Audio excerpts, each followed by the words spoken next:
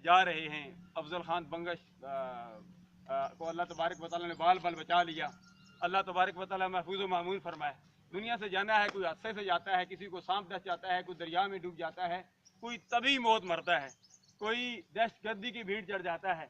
लेकिन अल्हम्दुलिल्लाह अज़ीज़ मरहुमा खुशकिस्मत हैं, अल्हम्दुलिल्लाह अज़ीज़ तभी मौत चारपाई पर थी, काफ़ी अरसा से बीमार थी। अल्लाह तबारक, ये बीमारी भी अल्लाह तबारक व तआला की तरफ से रहमत होती है, अल्लाह तबारक व तआला की तरफ से गुनाहों की बख्शिश का जरिया हुआ करती है। तो अल्हम्दुलिल्लाह अज़ीज़ काफ़ी अरसा मरहुमा बीमार रहीं। दुआ करें अल्लाह तबारक व तआला जो बीमारी में उन्होंने दिन गुजारे, अल्लाह तबारक व तआला उनके गुनाहों को माफ़ फरमाए, इनके दर्जात में बुलंदी अता फरमाए।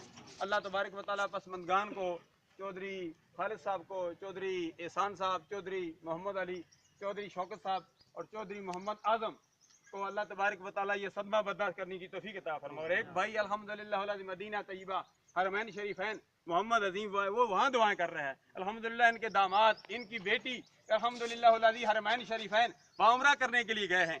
तो सूबेदार अमीर आज़म साहब मुझे कह रहे थे कि मेरी सास अम्मा बीमार हैं, हकानी साहब उनके लिए दुआ करें। मैंने कहा कि आप, मैंने तो क्या दुआ करनी है, आप हरमैन शरीफैन जा रहे हैं, अल्हम्दुलिल्लाह जी वहाँ दुआ करेंगे। अल्हम्दुलिल्लाह मरहुमा खुशकिस्मत हैं जिनके लिए हरम शरीफ में भी दुआ की जा रही है, वहाँ भी अल्हम्दुलिल्लाह जी तवाफ किया गया, वहाँ भी दुआ की गई। अल्लाह तबारक व तआला मरहुमा को अपने जवारी रहमत में जगह अता फरमाए। अल्लाह हमें दुनिया में जिंदा रखे तो इस्लाम पर मौत दे, तो हम सबको ईमान पर मौत दे। मैं अक्सर मैं कहा करता हूँ कि वालिदैन ये रहमत हुआ करती हैं। अगर वालिदा अल जन्नत तख्ता अक़दामिल उम्महात, अगर वालिदा जन्नत है तो वालिद जन्नत का दरवाजा है।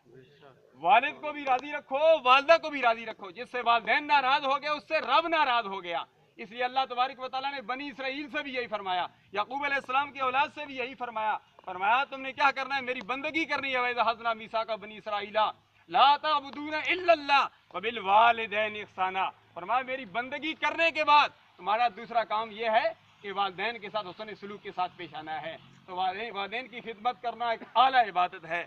जो जिनसे वालिदैन नाराज हैं, इस मौके पर मैं ये दावत फिक्र दूंगा, अपने वालिदैन को राजी कीजिए। वालिदैन राजी हैं तो रब राजी हो जाएगा। वालिदैन नाराज हैं तो अल्लाह तबारक व तआला जो है नाराज होता है। तो वालिदैन की खिदमत में भी याद करता हूँ कि वालिदैन भी औलाद के हक में जो है अपना दिल बड़ा किया करें। बाद दफा वालिदैन की औलाद की गलतियां भी होती हैं, उनसे दरगुजर भी करना पड़ता है मोहब्बत शफकत के साथ। ये नहीं कि औलाद को मारती रहें, या बीवियों खावंदों का भी हक बनता है कि वो अपने बीवियों को मारते पीटते रहें। सरकार अब्दे करार सल्लल्लाहु अलैहि वसल्लम ने जानवरों को भी बेजा मारने से मना फरमाया कि जाए कि इंसान को मारना।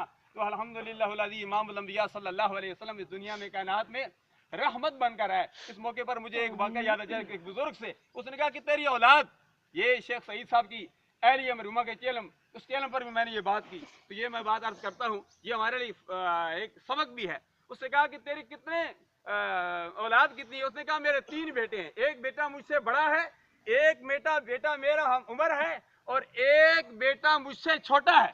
वो शख्स सोचने लगा कि तेरा एक बेटा तुझसे बड़ा है, वो कैसे? उसने वजाहत फरमा दी। उसने कहा कि एक बेटा मुझसे बड़ा है, वो इसलिए बड़ा है कि वो तकवा के लिहाज से मुझसे अफजल व आला है, उसने कुरान हिफ्ज़ किया हुआ है, वो आलिम बाअमल है, इसलिए वो मुझसे बड़ा है।